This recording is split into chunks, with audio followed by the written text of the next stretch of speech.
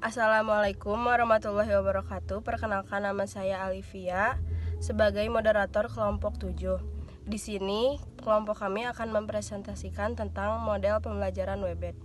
Sebelumnya saya perkenalkan anggota kami terlebih dahulu.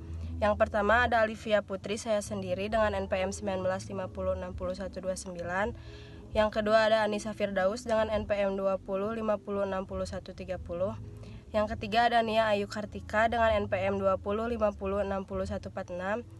Yang keempat ada Nadia Maharani Putri dengan NPM 2050606148. Menurut Ade Rukmana 2006, halaman 33 bertolak dari pendekatan tematik sebagai pemandu bahan dan kegiatan pembelajaran. Pembelajaran terpadu jaring laba-laba adalah model pembelajaran yang dipergunakan untuk mengajarkan tema tertentu, yang kecenderungan dapat disampaikan melalui beberapa bidang studi lain. Salah satu model pembelajaran menurut Forgati dalam Rizka Pratiwijaya yaitu model WebEd Permendiknas nomor 22 tahun 2006. Secara tegas mengatakan pembelajaran pada kelas 1 sampai kelas 3 dilaksanakan melalui pendekatan tematik. Sedangkan pada kelas 4 sampai dengan 6 dilaksanakan melalui pendekatan mata. Yang kedua ada karakteristik model pembelajaran WebEd. 1. Berpusat pada siswa. Pendekatan ini lebih banyak menempatkan siswa sebagai subjek belajar, sedangkan guru lebih banyak berperan sebagai fasilitator, yaitu dengan memberikan kemudahan-kemudahan kepada siswa untuk melakukan aktivitas belajar. Yang kedua, memberi pengalaman langsung. Dengan pengalaman langsung, siswa dihadapkan pada sesuatu yang nyata atau konkret sebagai dasar untuk memahami hal-hal yang lebih abstrak. Yang ketiga, pemisahan mata pelajaran yang tidak begitu jelas. Fokus pembelajaran diarahkan kepada pembahasan tema-tema yang paling dekat berkaitan dengan kehidupan siswa. Assalamualaikum warahmatullahi wabarakatuh. Perkenalkan, nama saya Nadia Maharani Putri dengan NPM 2050606148. Di sini saya akan melanjutkan materi yang telah dibahas oleh rekan saya mengenai karakteristik model pembelajaran WebEd. Yang keempat yaitu menyajikan konsep dari berbagai mata pelajaran. Menyajikan konsep-konsep dari berbagai mata pelajaran dalam suatu proses pembelajaran. Dengan demikian, siswa mampu memahami konsep-konsep tersebut secara utuh.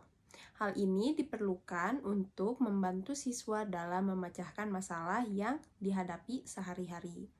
Nah, yang kelima yaitu bersifat fleksibel. Nah, di sini guru dapat mengkaitkan bahan ajar dari suatu mata pelajaran dengan mata pelajaran lain. Bahkan mengaitkan mata pelajaran dengan kehidupan siswa dan keadaan lingkungan sekolah di mana mereka berada. Yang keenam yaitu hasil pembelajaran sesuai dengan minat bakat siswa. Dalam hal ini, melakukan penilaian atau evaluasi, guru memberikan penilaian sesuai dengan karakteristik, minat, dan bakat setiap siswa karena pada hakikatnya setiap peserta didik mempunyai minat dan bakat yang berbeda-beda. Nah, yang terakhir yaitu menggunakan prinsip belajar sambil bermain yang menyenangkan. Nah, di sini guru dalam melaksanakan proses pembelajaran di dalam kelas harus menciptakan suasana dan kondisi yang menyenangkan sehingga siswa dapat bermain sambil belajar.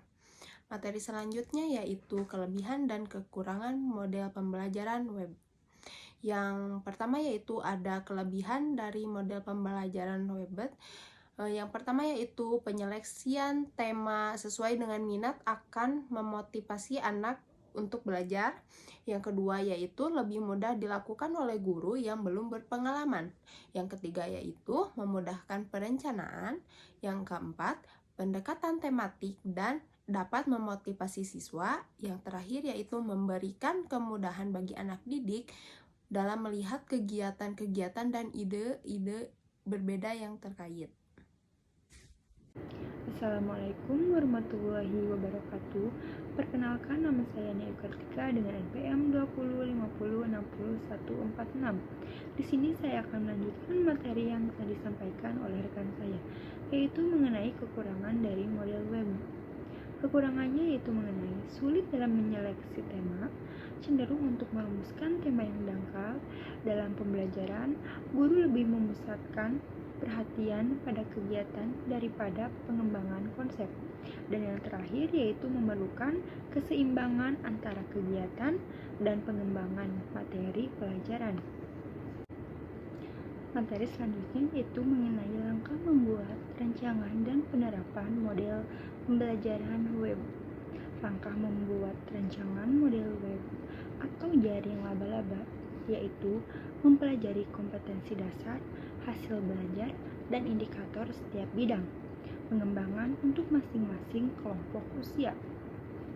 Mengidentifikasi tema dan subtema dan memetakannya dalam jaring tema. Mengidentifikasi indikator pada setiap kompetensi bidang pengembangan melalui tema dan subtema. Menentukan kegiatan pada setiap bidang pengembangan dengan mengacu pada indikator yang akan dicapai dan subtema yang dipilih.